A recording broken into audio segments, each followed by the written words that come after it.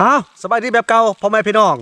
วันนี้มาพบกับพานเตือนคนโกสุดนโยบ้านทาพี่น้องมีตั้งแต่โกไปหนาเงินสิใส่ก็ต้องห้าวเองพี่น้องเอ้ย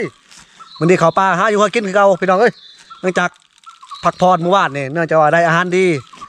ก็เลยได้มาเพียแน่ก็เลยชุดยอดวันนี้เขาปลาหากินคือเก่าแต่ว่าเขาถือกลับมาเพิ่มอีก3 ลังพี่น้องเอ้ยเขาไปกูสุดก่อนนะยานนั้นคนหลักเลยเขาถือมาเพิ่มเลยเขาสิไปเลาะบอลได้เห็นมันขามแล้วเขาสิใส่เลยว่าง่ายซะเดี๋ยวสิไปจอบตรงกับเป็นตัวหอยามมือวาดเนี่ยมันบ่หมดพอดีเขาสิไปเห็นยามต่อบางเลยพี่น้องเอ้ยยังอยู่ประมาณ3-4 ลังนี่แหละบางทีมันถือก็มีแล้วก็สบายดีFCทั้งผู้เก่าและผู้ใหม่ทั้งผู้อยู่ไกลและอยู่ไกลทั้งผู้งามและผู้กีฬาทั้งผู้สูงและผู้ต่ำทั้งผู้ดำและผู้ขาวทั้งผู้ยาวและผู้สั้นเด้อพี่น้องเด้อลืมเถอะบ่2 ลังนึงหลายๆคนก็ถามมาว่าเป็นอะไรกินแซ่บอยู่ว่าเสียนมาเพียว่านี่ก็มันก็ขมั่งพี่น้องผมมีอาหารกินก็เลยกิน ไปผู้เดียวพี่น้องเอ้ยมื้อนี้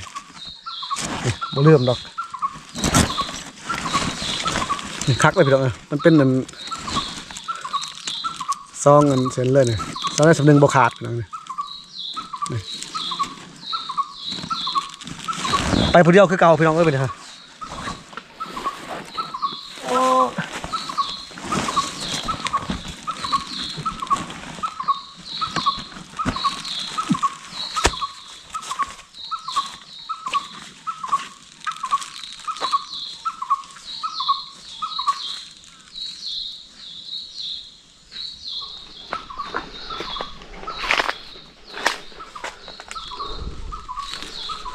มาสุดก่อนมันหลบทับทางไปถือผามาเอาไปถือทำไปแล้ว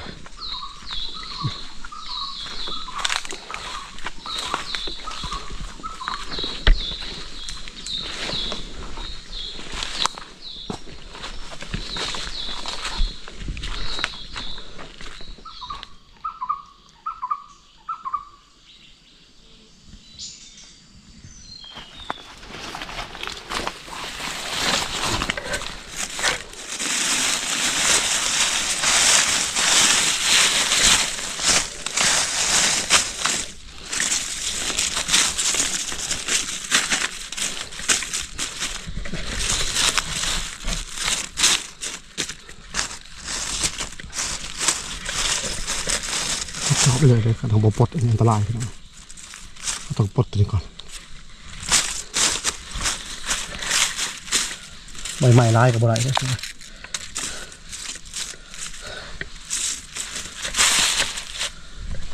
มันมาขดตัวนี้นี่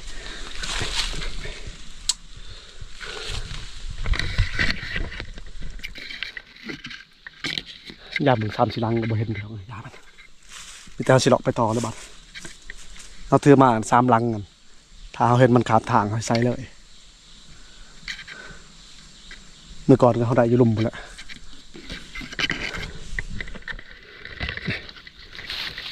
ทำมันเขากิน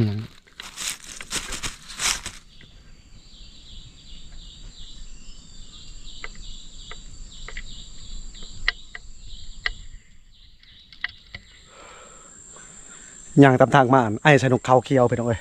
พอได้แก่ห่อเขามาแต่เช้าพอท่านกินเขานะนกเขาเขียวไอ้ใช่เลยซะ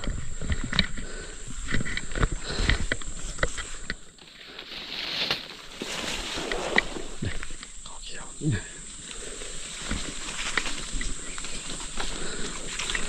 มันจะเลือกแล้วพี่น้อง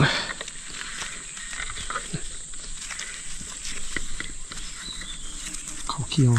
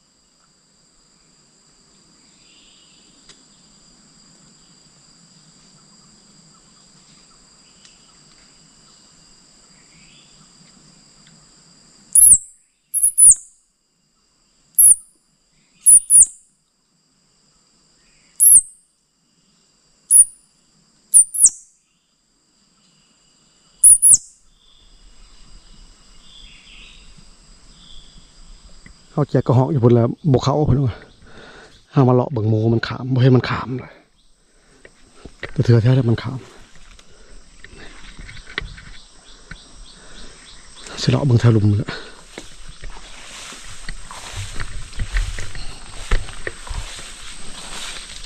แต่เขานี่ก็ค่อยขาม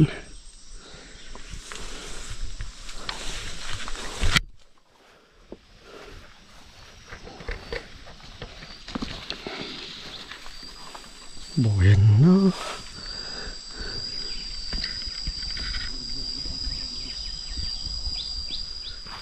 มันเป็นกวางขามตะกอนนะแต่เฮิงมาเป็นขม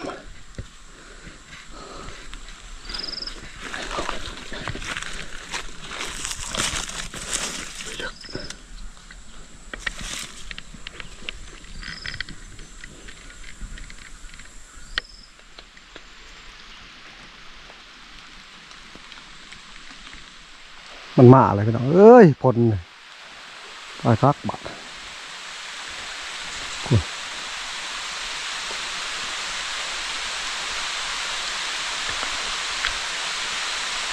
แห้งเติบจบบาดเลย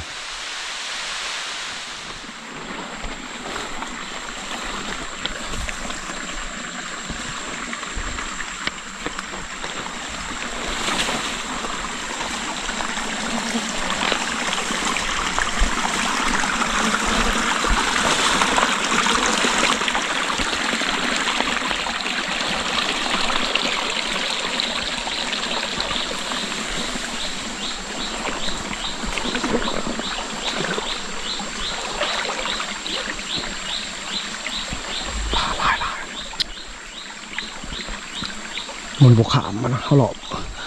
เบิ่งแถวนี้ก็บ่เห็นขามหมูเนาะ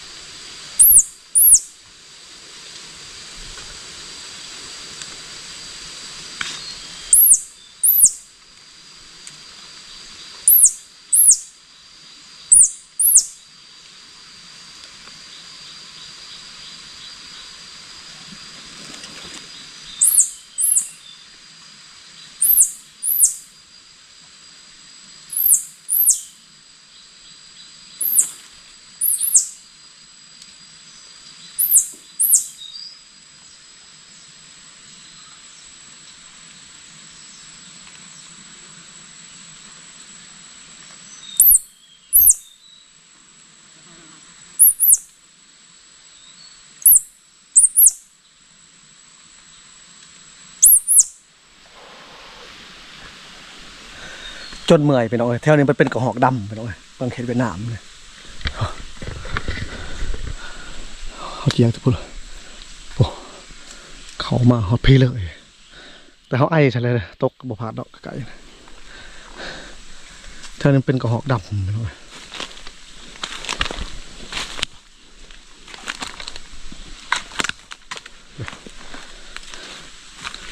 ไอ้ใช่เลยอันนี้เป็นกระหอกดำ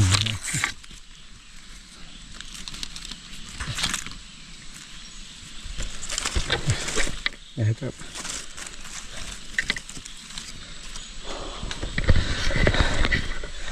ือว่าเอาเราหน่อยอยู่พี่น้องเฮ้งมันเป็นตัวเถิกก็มันจะเฮ้ง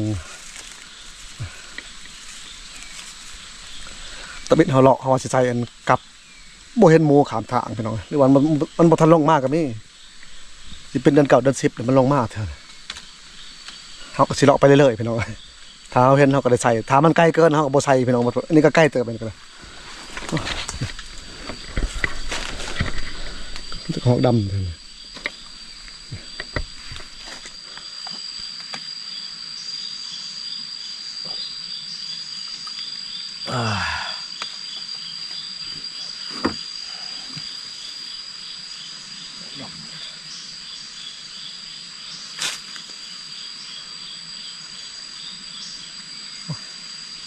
นี่ถาก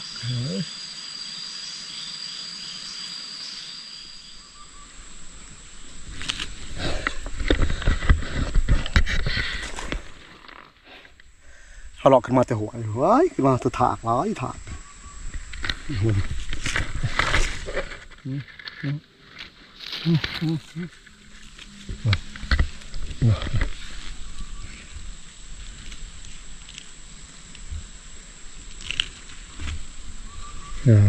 อันตรายสุด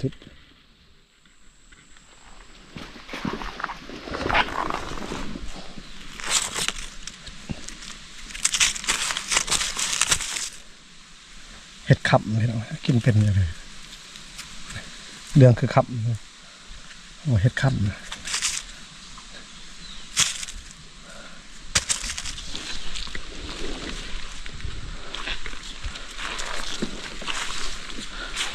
บ่เห็นขามเนอะ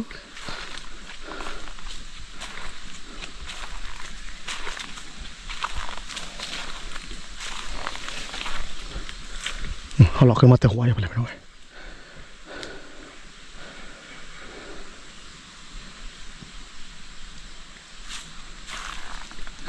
หลายเลยครับ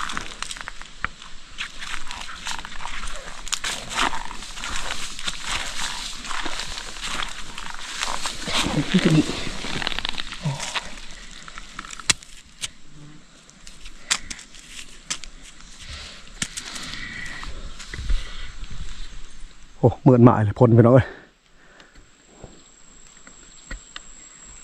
ตกแล้วตัวบ่แห้งก็ได้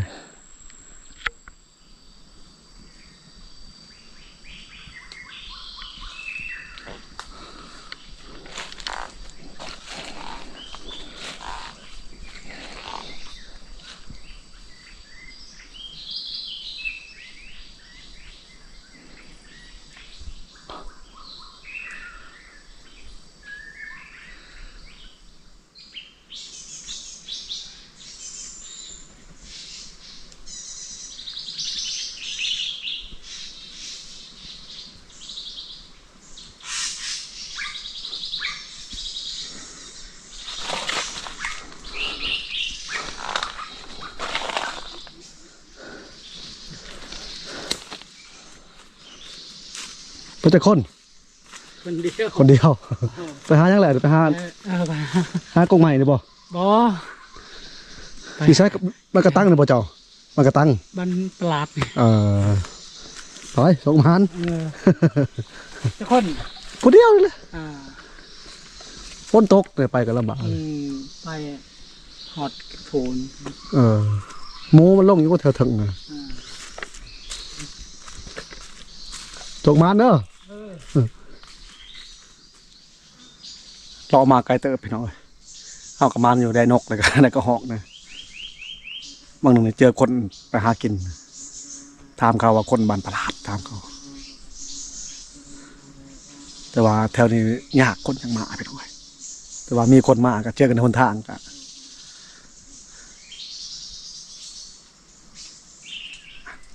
ถามว่ายานบอกก็ธรรมดาพี่น้องเลย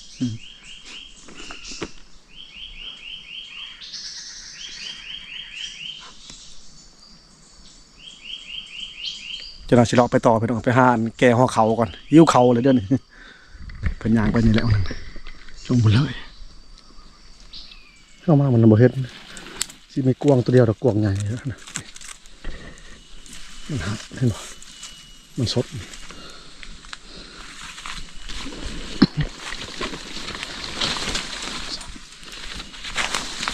ี่เอาเฮ็ดกินเสร็จก่อนไปเอาวิดมดต้นไม้ใหญ่ไปพี่น้องเอ้ยมันสิดังไผ่ปีงนกก่อนแล้วก็เลาะมากกันเลาะหวยมากกันได้ปรากฏ2โตมากไงปรากฏหาก็ออกจักใส่เลยนี่ปรากฏพี่น้องเอ้ยนะถือว่ามารปรากฏนะสิเผาเพิ่นนี่แหละปรากฏ2โตนั่นไปเลยไปจัก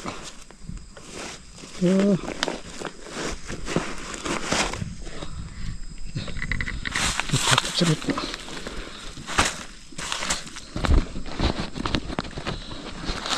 นี่เด้ปรากฏยังอยู่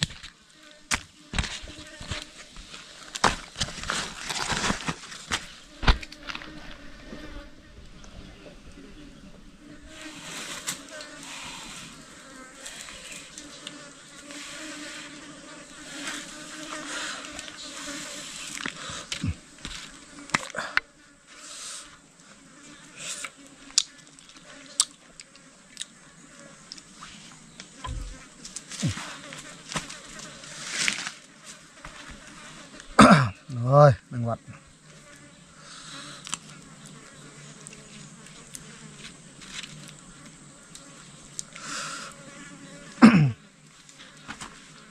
เอาเจ้าป่าเจ้าเขาแม่นางน้อยเท่านี้เอ้ยกินเขาดำรงกำลานเลยมาผู้เดียวให้เบิ่งให้แย่งคือเก่าแล้วสกให้มานมื้อวานก็มานขอบใจหลายคือเก่าแล้วไปเฮ็ดแหวก็ให้สุกมาหาไปพกก็ตบหูตีตาก็แล่นมาพ่อนั่งย่อๆก็ให้ได้ไอ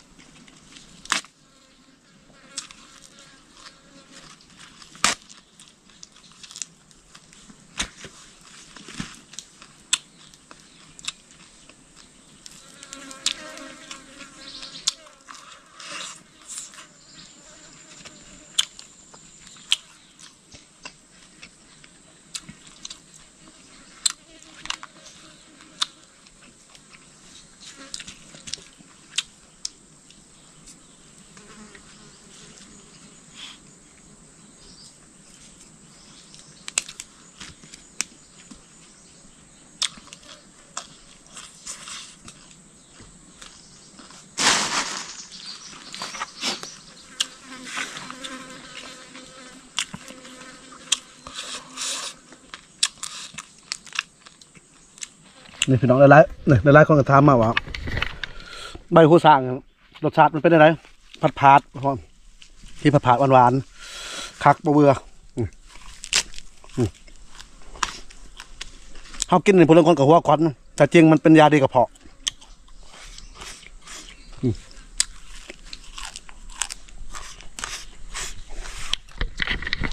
ปรากฏ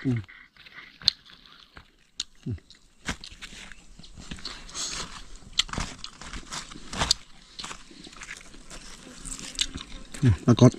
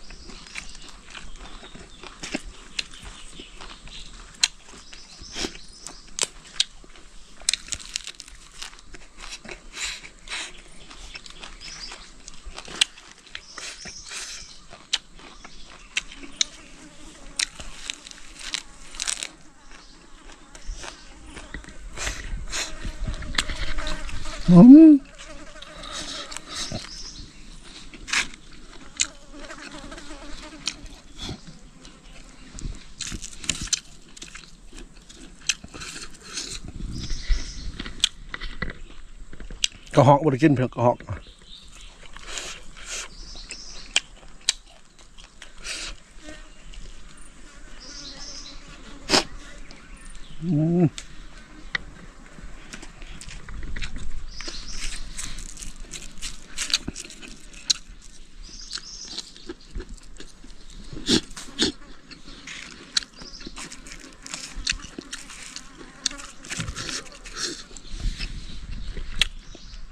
เริ่มออกแล้วปรากฏเมื่อกี้อยู่แต่จะทำเริ่มแล้ว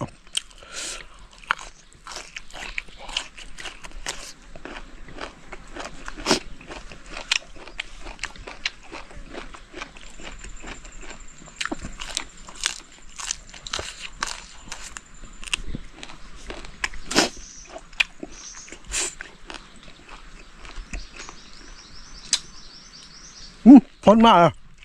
ไป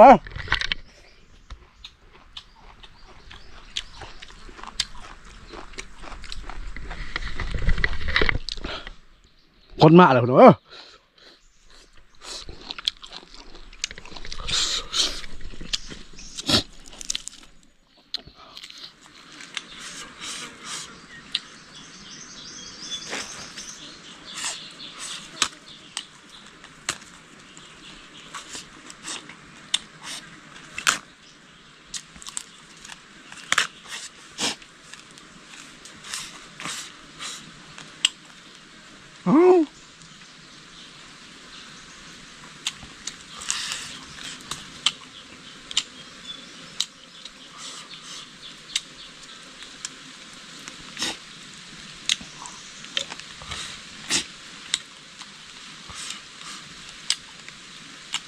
มาตัวแห้งหรอ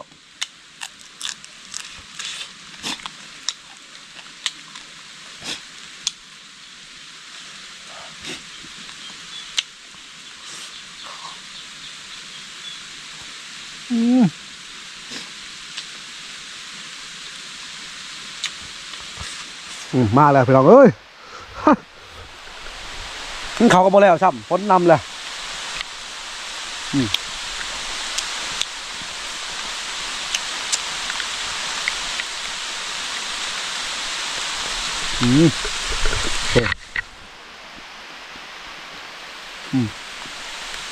ข้างเกือบ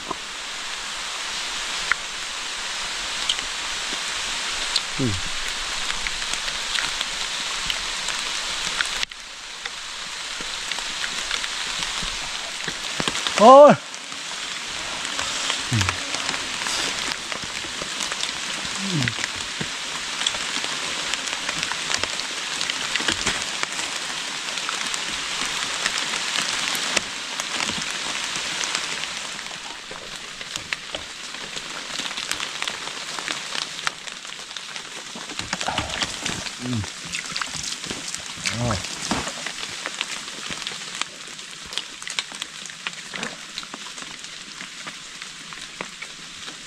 ตกแห้งเราไปย่างตกพอดีกระเทิดปะ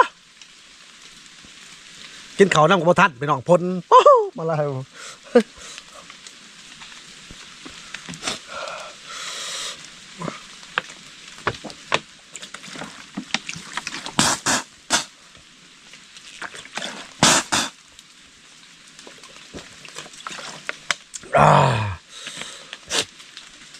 พักพอดด้วยหนึ่งพี่น้องเอ้ยกับเฮากับบริษัทซ้ำกับนี่เนื่องจากว่าเฮาเลาะเบิ่งหมูขามบ่เห็นน่ะบ่เห็นหมูขามก็แม่นก็หอกเลยบ่ได้ตอกเนาะนี่พักพอดด้วยหนึ่งพี่น้องเฮาสิเลาะคอยเลาะกับไปต่อกับบ่ได้ดอกเนื่องจากว่านี่พายุสิเข้านี่เฮาลงมาเวทแต่ละก็ดีใจแล้วลงมาบ่อนกองใหม่ใหญ่แถวหวยนะเอาก็บ่มีหยังดอกพี่น้องพักผ่อนน้อยนึงแต่สิเลาะหาอยู่หากินลงลมหมดแล้วถ้าว่าฝนบ่ตก